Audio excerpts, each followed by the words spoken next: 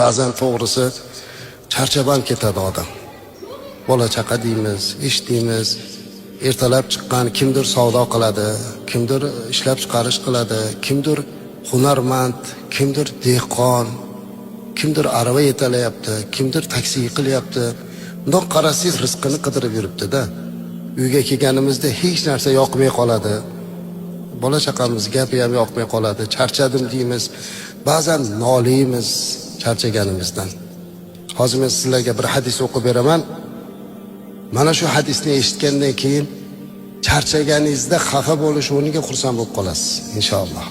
Qarang, kim mehnat qilib, bola chaqani boqaman deb tashvish qilib, halollik bilan harakat qilib, charchab, uxlab shu kunda tong ottirsa, ertalab gunohlardan mag'fur bo'lgan holda uyg'onadi dedilar payg'ambarimiz.